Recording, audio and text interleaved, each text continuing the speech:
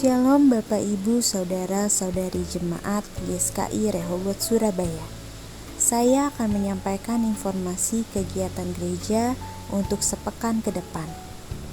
Akan diadakan ibadah pendalaman Alkitab pada hari Rabu 4 November 2020 pukul 19.00 waktu Indonesia bagian Barat. Ibadah ini akan diadakan via Zoom. Untuk informasi lebih lanjut silakan hubungi Bapak Izar.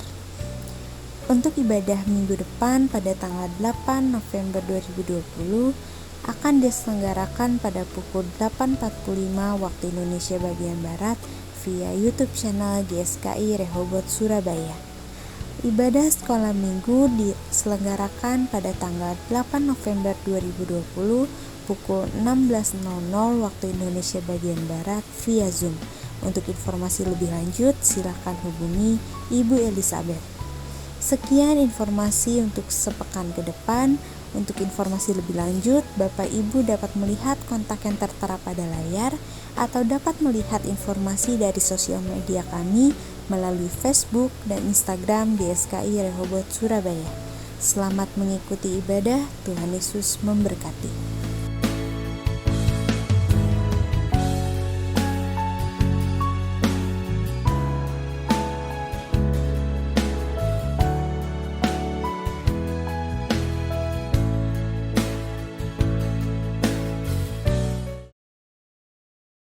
Shalom Bapak Ibu terkasih dalam Tuhan. Marilah kita siapkan hati kita. Kita memulai ibadah kita. Kami ingin memuji-Mu Yesus. Kami ingin mengiring Kau. Kami mau ikut jalan salib kami Tuhan. Terima kasih ya Bapa. Kita angkat pujian. Bawa aku di jalan salib-Mu. Kau ajak melangkah di jejak hidupku. Perjuangan yang telah Kau lakukan, pengorbananmu demi kemenangan. Kau bawa aku di jalan salib-Mu. Kau ajak melangkah di jejak hidupmu. Perjuangan yang telah Kau lakukan, pengorbananmu demi kemenangan. Ku mau ikut Yesus, Tuhan dan Rajaku, walau sukar dan berat jalan salib-Mu. Di sisi-Mu Tuhan, dalam penderitaan sampai kemuliaan bersama-Mu Tuhan. Ku mau ikut Yesus, Tuhan dan Rajaku, walau sukar dan berat jalan salib-Mu. Di sisi-Mu Tuhan, dalam penderitaan sampai kemuliaan bersama-Mu Tuhan. Kami ingin mengikut Engkau Tuhan. Kami mengikut Engkau Bapa. Terima kasih Tuhan Yesus. Bawa aku di jalan salib-Mu. Kau ajak melangkah di jejak hidupmu. Perjuangan yang telah Kau lakukan, pengorbananmu demi kemenangan. Kau bawa aku di jalan salib-Mu. Kau ajak melangkah di jejak hidupmu. Perjuangan yang telah Kau lakukan, pengorbananmu demi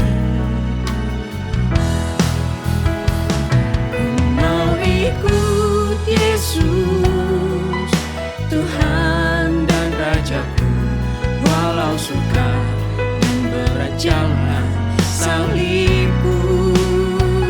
Di sisimu Tuhan, dalam penderitaan sampai kemuliaan bersamamu Tuhan. Ku mau ikut Yesus, Tuhan dan Rajaku, walau sukar dan berat jalan salibmu. Di sisimu Tuhan, dalam penderitaan sampai kemuliaan bersamamu Tuhan. Ku mau ikut Yesus, Tuhan dan Rajaku, walau sukar dan berat jalan salibmu. Di sisimu Tuhan, dalam penderitaan sampai kemuliaan bersamamu Tuhan. Sampai kemuliaan bersamamu Tuhan. Sampai kemuliaan bersamamu Tuhan. Sepanjang hidup kami Tuhan, kami mau menyenangkan hati-Mu. Terima kasih Tuhan atas kesempatan ini. Kami bersyukur kami bisa berkumpul. Kami mau menaikkan setiap pujian sembah kami Bapa. Berkati setiap kami. Kita katakan menyenangkan. Menyenangkan-Mu, menyenangkan-Mu, dimanapun dan kapanpun, dalam segala perkara. Menyenangkan-Mu, menyenangkan-Mu, sejak di bumi sampai selamanya. Menyenangkan-Mu, menyenangkan-Mu, dimanapun dan kapanpun, dalam segala perkara. Menyenangkan-Mu, menyenangkan-Mu, sejak di bumi sampai selamanya. Lebih dari segalanya Tuhan, kami mau lakukan kehendak-Mu. Kami mau senangkan hati-Mu Tuhan. Lebih dari segalanya, dalam segala perkara, selalu melakukan kehendak Bapa.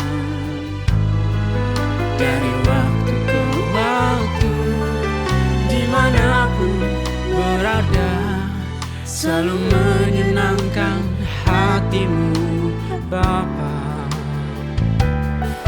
Dengan tekun berlomba, memandang anak domba, mengambil bagian dalam kekudusan.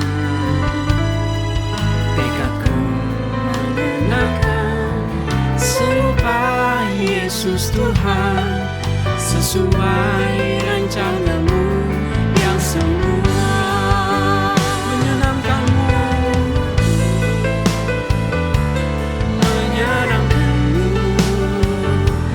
dimanapun dan kapanpun, dalam segala perkara. Menyenangkan-Mu, menyenangkan-Mu, sejak di bumi sampai selamanya.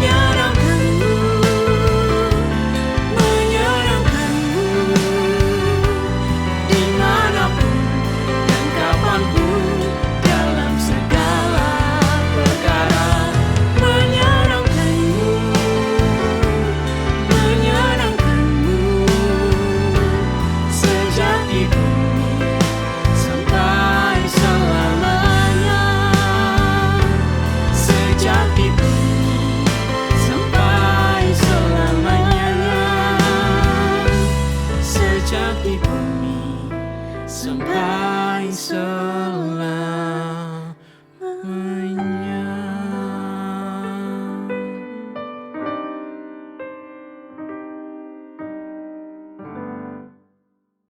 Shalom, selamat pagi Bapak Ibu yang terkasih dalam Tuhan.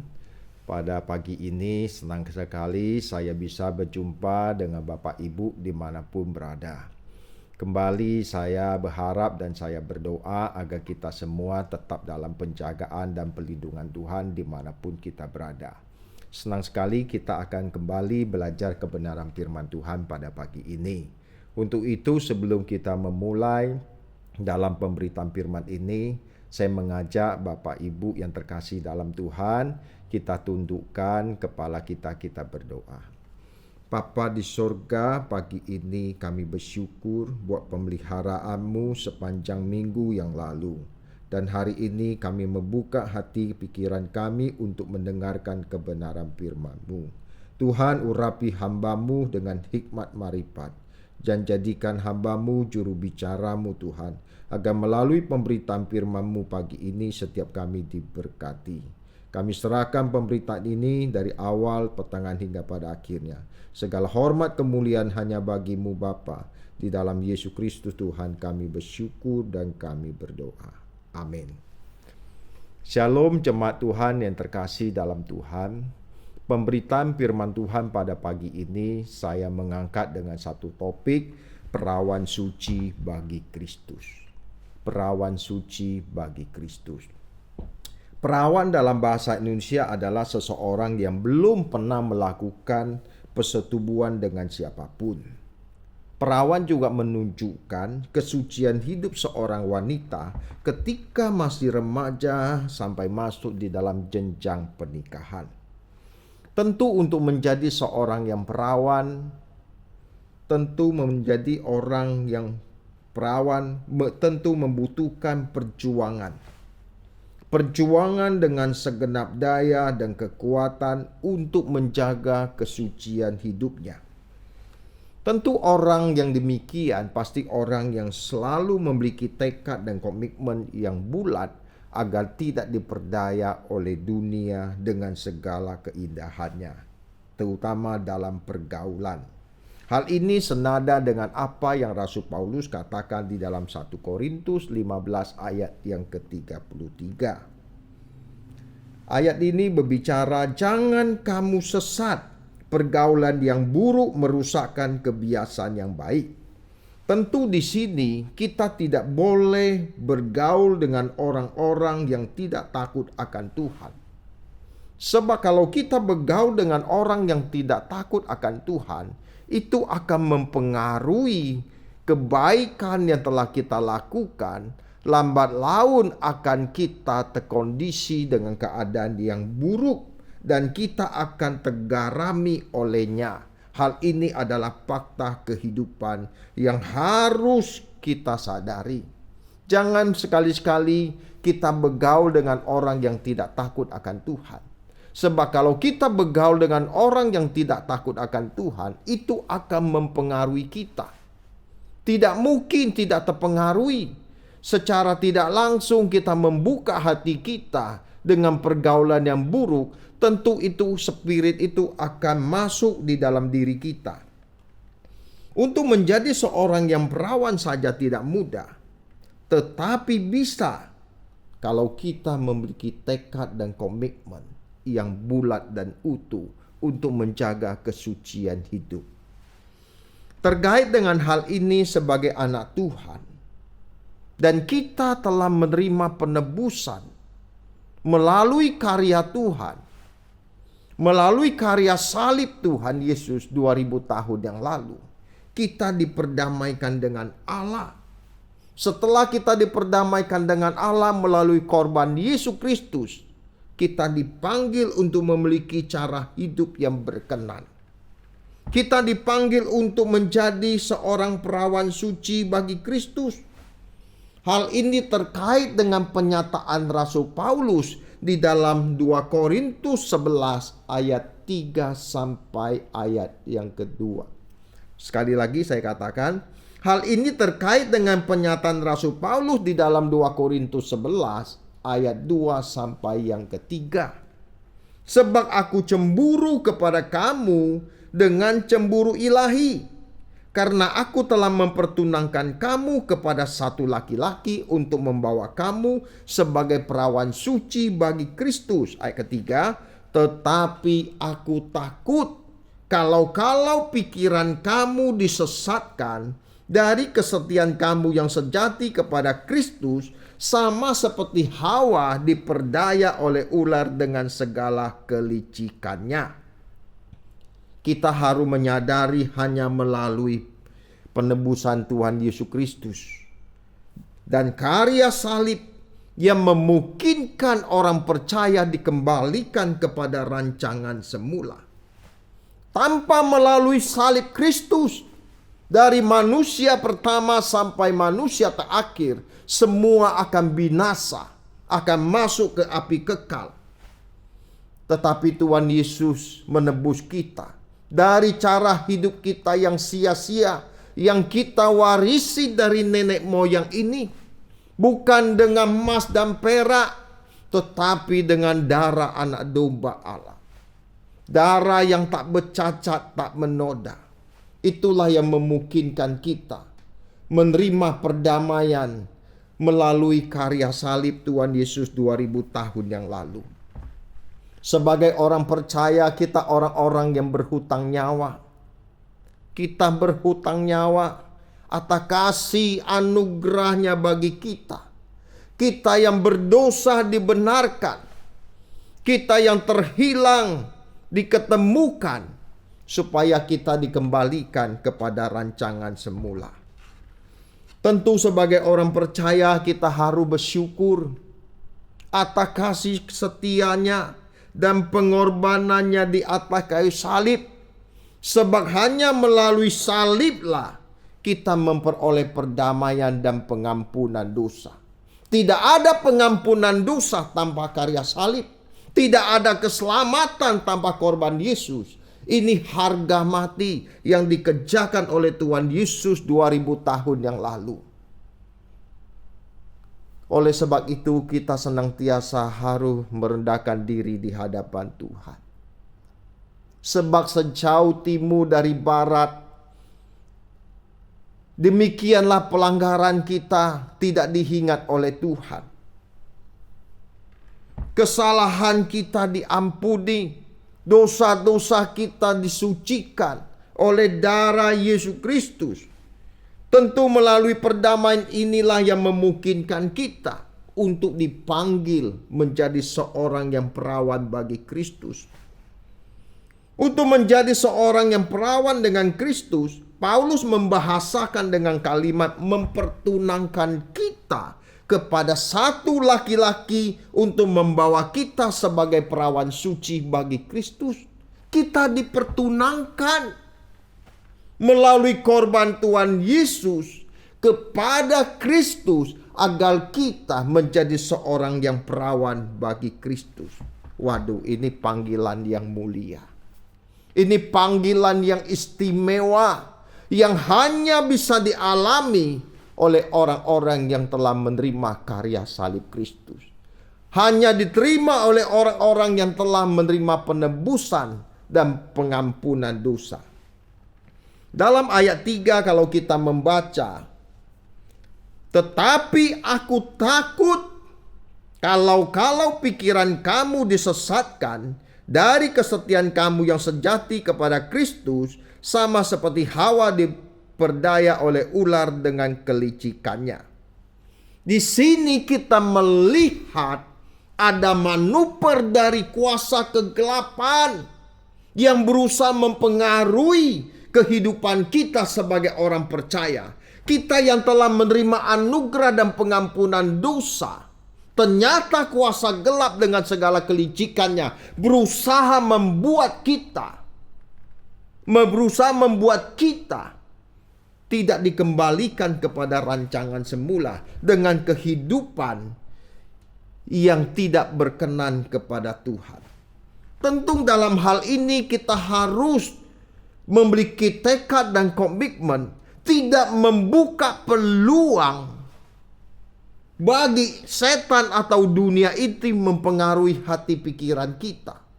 Yang Rasul Paulus katakan, jangan kita memberi pangkalan atau topon tempat berpijaknya kuasa kegelapan ini. Sebab pikiran kita itu menjadi medan peperangan. Medan peperangan itu di pikiran dan di hati. Rasul Paulus membahasakan pikiran kita itu diperbaharui dari hari ke hari, agar kita bisa mengerti kehendak Allah, apa yang baik, sempurna, dan berkenan. Tentu pembaharuan ini membutuhkan proses di dalam kehidupan kita sebagai orang percaya. Sebab hal ini, kalau kita tidak serius untuk hidup dalam kebenaran dan kesucian hidup seperti yang Tuhan inginkan, hal ini bisa menyeret kita kepada kebinasaan.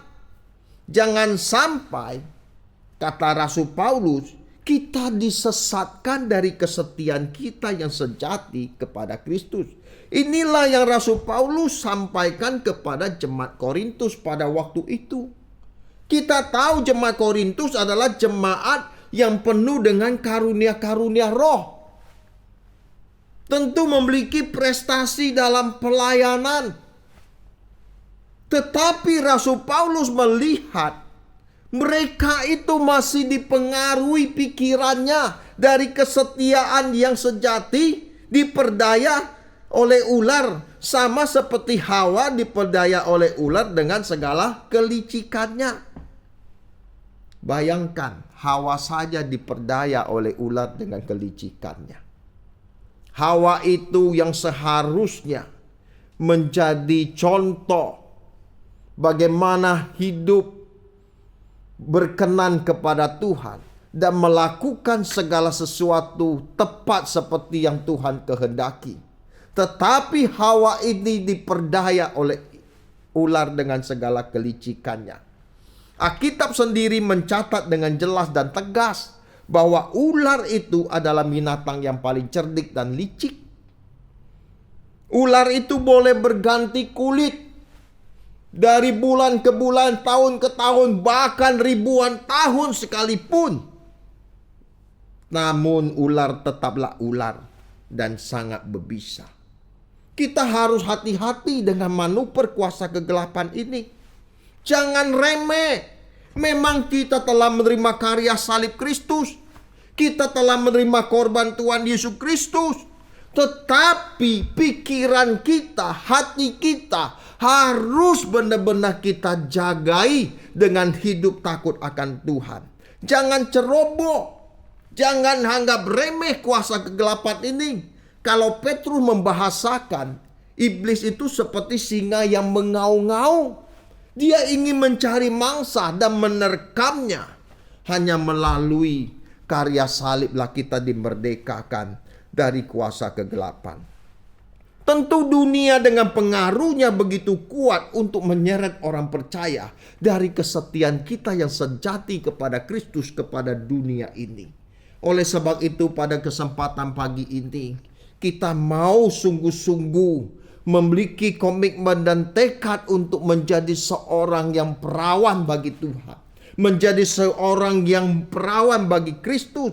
Tentu ada beberapa langkah yang harus kita lakukan untuk menjadi seorang yang perawan bagi Kristus. Langkah yang pertama yang harus kita lakukan untuk menjadi seorang yang perawan bagi Tuhan, tidak mencintai dunia. Ini syarat yang pertama, merupakan syarat yang mutlak. Seperti yang 1 Yohanes katakan di dalam ayat 15-17. Janganlah kamu mengasihi dunia dan apa yang ada di dalamnya. Jikalau orang mengasihi dunia, maka kasih akan Bapa tidak ada di dalam orang itu. Semua yang ada di dalam dunia ini, yaitu keinginan daging, keinginan mata, dan keangkuhan hidup, bukanlah berasal dari Bapa, melainkan dari dunia. Ayat 17, dan dunia ini sedang lenyap dengan segala keinginannya. tetapi orang yang melakukan kehendak Allah tetap hidup selama-lamanya. Ini tidak mudah Bapak Ibu. Kita hidup di tengah dunia ini, tetapi natur dunia ini tidak boleh mempengaruhi keberadaan kita. Setelah melalui korban Tuhan Yesus, kita diberi natur yang baru atau benih ilahi yang melahirkan kita menjadi manusia yang berkodrat ilahi. Sebab percintaan dunia ini merupakan permusuhan dengan Allah. Yohanes berkata, jangan kamu mengasihi dunia, semua yang ada di dalamnya. Kalau kita mengasihi dunia lebih dari Tuhan, lebih dari Kristus, maka kasih Bapa tidak ada di dalam orang itu. Sebab semua yang ada di dalam dunia itu yaitu keinginan daging. Keinginan daging itu berbicara seks. Yang kedua berbicara kuliner. Hal ini kelihatannya sederhana.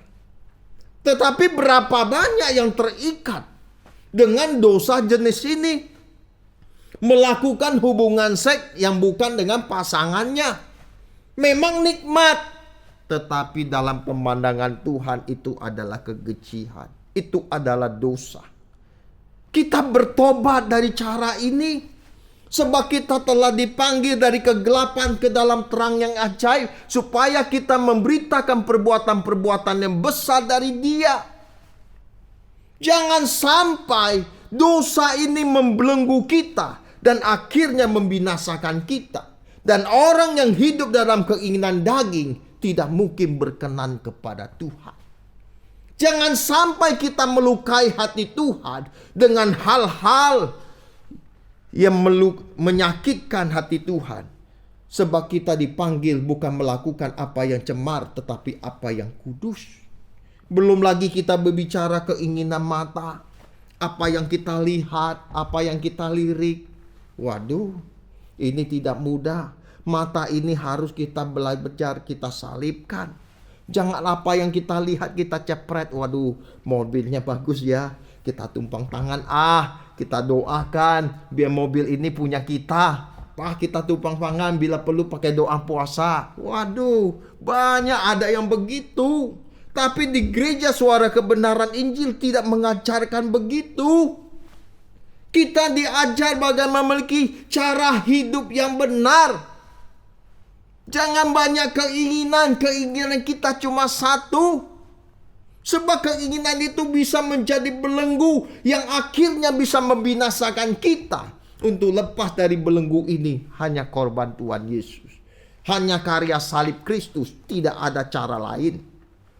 Belum lagi kita bicara tentang keangkuhan hidup. Wah, keangkuhan hidup ini kan nampaknya dalam hati, nggak kelihatan. Orang bisa punya, terhormat, punya kedudukan, apalagi kaya. Wah, cenderung sombong. Memandang orang yang miskin dengan sebelah mata. Kadang-kadang maaf ya, salamannya aja nggak mau ngelihat muka. Tangannya di mana, mukanya di mana. Bapak Ibu sudah ketemu belum dengan orang kaya model begini? Ada kan? Nah, ini juga pasti kita alami. Tetapi kalau kita sebagai anak Allah yang bermartabat, bangsawan surgawi, sekalipun kita diberkati oleh Tuhan, tetap kita harus rendah hati. Sebab apa yang kita miliki semua dari Dia. Oleh Dia, bagi Dialah kemuliaan sampai selama-lamanya. Ini adalah syarat yang pertama. Kita tidak boleh mencintai dunia. Dan syarat yang kedua, untuk menjadi perawan suci bagi Tuhan, melakukan kehendak Bapa. Ini syarat kedua, melakukan kehendak Bapa. Seperti yang Tuhan Yesus katakan dalam Yohanes 4:34. Kata Yesus kepada mereka, makananku ialah melakukan kehendak Dia yang mengutus aku dan menyelesaikan pekerjaannya. Kita melihat Tuhan Yesus semasa hidupnya di dalam dunia, Dia tujuannya cuma satu, melakukan kehendak Bapa. Dia tidak punya kepentingan lain selain menyelesaikan apa yang Tuhan percayakan kepada kita. Seharus itulah yang menjadi muatan isi hidup kita. Bagaimana kita memaknai hidup kita dengan melakukan kehendak Bapa. Oleh sebab itu kita harus sungguh-sungguh kita berdoa. Kita belajar menemukan tempat kita di hadapan Tuhan. Tuhan, di mana ingin Kau tempatkan aku untuk mengabdi dan melayani Engkau dan menyelesaikan pekerjaan-Mu. Menemukan kehendak Tuhan ini bukan sesuatu yang sederhana. Ini tentu memerlukan proses yang panjang, tentu dengan cara hidup yang berkenan, dan saya percaya Roh Kudus akan menolong kita, memimpin kita untuk menemukan kehendak Tuhan. Kehendak Tuhan yang harus menjadi tujuan kita untuk kita lakukan supaya suatu hari kelak seperti yang dikatakan Yohanes 7 ayat 21. Bukan setiap orang yang berseru Tuhan, Tuhan akan masuk dalam kerajaan surga, tetapi mereka yang melakukan kehendak Bapa. Orang yang tidak melakukan kehendak Bapa, jangan berharap suatu hari akan dikenal Tuhan.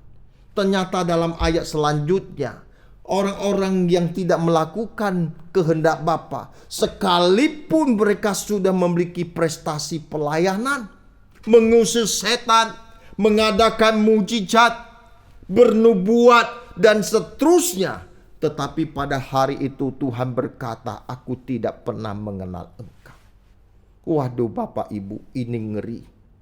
Jangan menganggap prestasi pelayanan kita menjadi jaminan kita dikenal oleh Bapa. Belum tentu. Justru yang penting bagaimana kita mengenakan hidup seperti Kristus dan memiliki buah-buah pertobatan, yaitu buah-buah roh, kasih, sukacita, kemurahan, dan seterusnya. Inilah yang harus ada di dalam kehidupan kita. Tentu hal ini membuat kita menjadi pribadi yang berkodrat ilahi, dan kita bisa disebut sebagai perawan suci bagi Kristus. Ini Tuhan mengajak kita untuk masuk kepada wilayah ini. Tentu saya sadar tidak mudah, tetapi Roh Kudus pasti menolong kita. Roh Kudus pasti memimpin kita dari hari lepas hari sampai kita menemukan kehendak Tuhan untuk kita tunaikan dalam hidup kita. Poin yang ketiga, untuk menjadi seorang perawan suci, tidak boleh ada kekasih lain. Kita tidak boleh memiliki kekasih lain selain Tuhan sendiri. Yakobus membahasakan dalam Yakobus 4 ayat 4 sampai 5. Hai orang-orang yang tidak setia, tidakkah kamu tahu bahwa persahabatan dengan dunia adalah permusuhan dengan Allah? Jadi barang siapa hendak menjadi sahabat dunia ini, ia menjadikan dirinya musuh Allah. Janganlah kamu menyangka bahwa kitab suci tanpa alasan berkata, roh yang ditempatkan Allah di dalam diri kita diinginnya dengan cemburu. Nah, kita lihat persahabatan dengan dunia adalah permusuhan dengan Allah. Setelah kita menerima korban Tuhan Yesus dan karya salib, hidup kita bukan milik kita lagi. Bahkan partikel yang paling kecil dalam diri kita yang tidak terlihat, itu milik Tuhan. Kita tidak boleh punya kesenangan sendiri, keinginan sendiri, apalagi nafsu-nafsu duniawi yang begitu mencengkerami kita. Sebab persahabatan dunia adalah permusuhan dengan Allah. Jadi barang siapa hendak menjadi sahabat dunia ini, ia menjadikan dirinya musuh Allah. Selesai.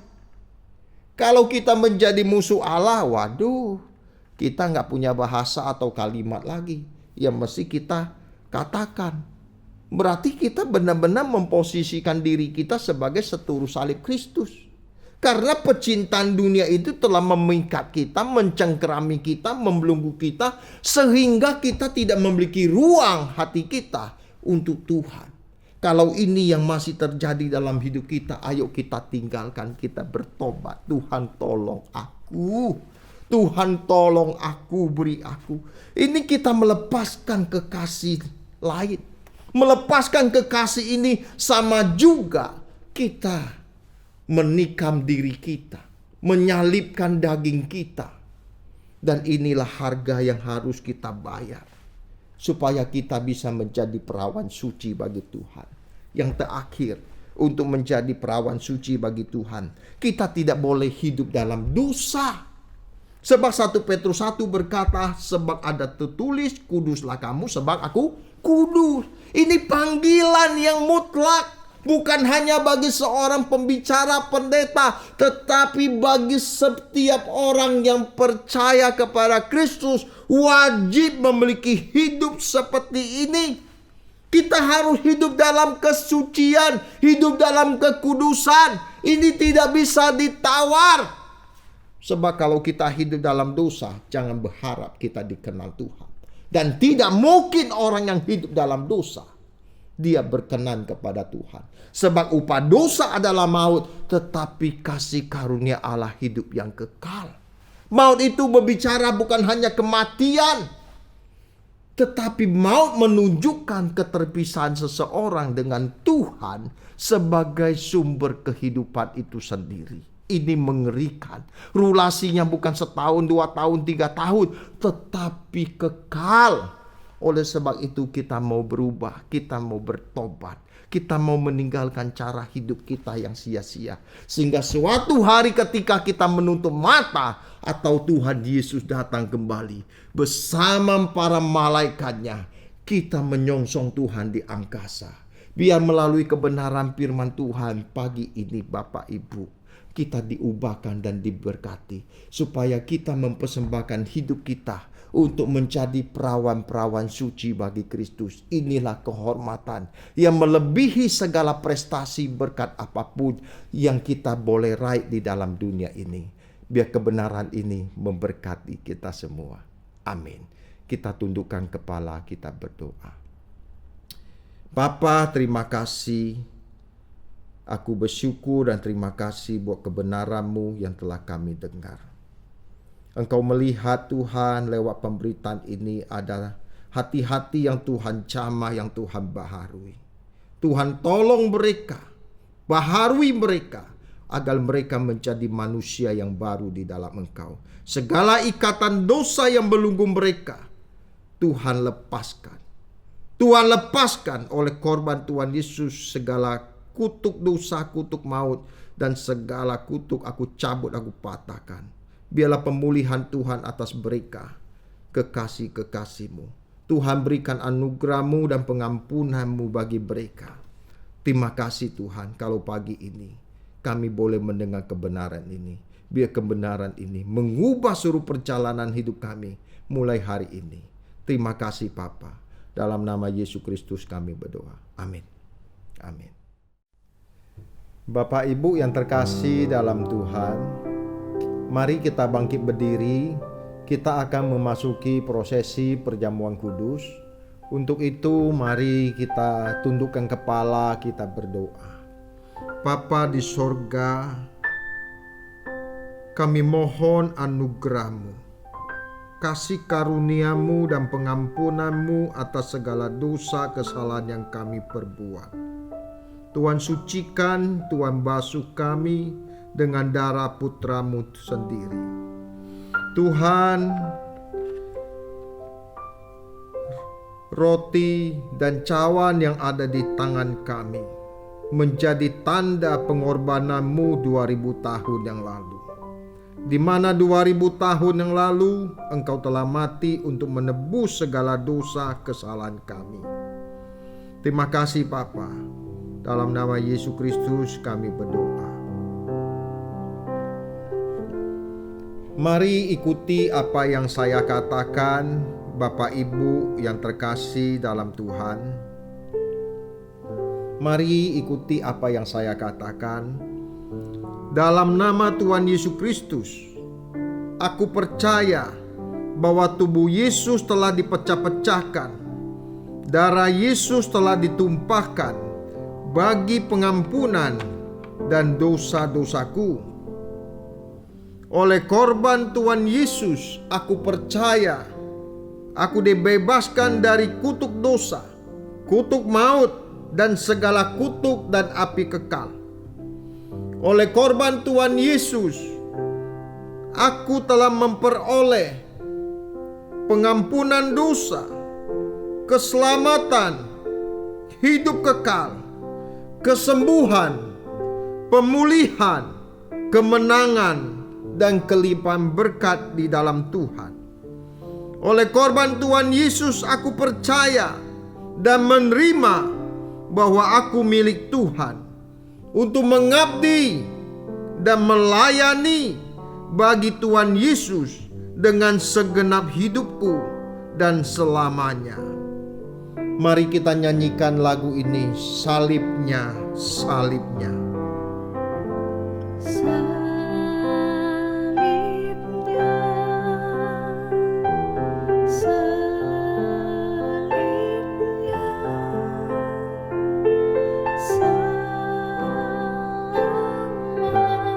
Mari jemaat Tuhan, kita angkat roti di tangan kanan kita. Sebab apa yang telah aku teruskan kepadamu, telah aku terima dari Tuhan, yaitu bahwa Tuhan Yesus pada malam waktu ia diserahkan mengambil roti, dan sesudah itu ia mengucap syukur atasnya. Ia memecah-mecahkan dan berkata, "Inilah tubuhku yang diserahkan bagi kamu. Perbuatlah ini menjadi peringatan akan aku." Apakah Bapak, Ibu, saudaraku yang dikasihi oleh Tuhan Yesus percaya bahwa roti ini menuju kepada tubuh Kristus yang telah dipecahkan bagi kita? Makanlah dalam nama Yesus Kristus.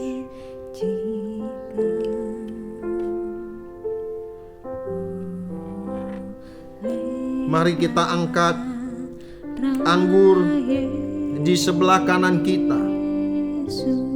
Demikian juga ia mengambil cawan sesudah makan, lalu berkata, "Inilah cawan perjanjian baru yang dimateraikan oleh darahku. Perbuatlah ini setiap kali kamu meminumnya dan menjadi peringatan akan aku. Sebab setiap kali kamu makan roti ini dan minum cawan ini, kamu memberitakan kematianku sampai ia datang kembali." Apakah Bapak Ibu percaya bahwa anggur ini menuju kepada darah Yesus yang telah ditumpahkan bagi penebusan dosa-dosa kita? Minumlah dalam nama Yesus Kristus.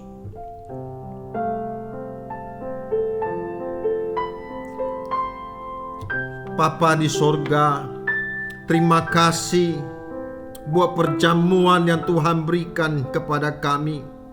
Sekiranya Tuhan hamba mendapat kasih karunia, ada yang sakit di antara kami, kami percaya Tuhan telah menjamah dan menyembuhkan melalui perjamuan kudus ini Tuhan. Terima kasih Tuhan, berkati setiap jemaat-Mu. Kami serahkan hidup kami hanya untuk mengabdi dan melayani Engkau. Kekasih Tuhan, sebelum kita akhiri pertemuan pagi ini, saya mengajak kita semua, kita mengangkat tangan kita. Terimalah segala berkat, kasih anugerah dari Allah Bapa, cinta kasih dari Tuhan kita Yesus Kristus, dalam persekutuan Roh Kudus yang akan menyertai kita semua mulai pagi ini dan sampai selama-lamanya. Amin. Tuhan Yesus memberkati. Selamat pagi.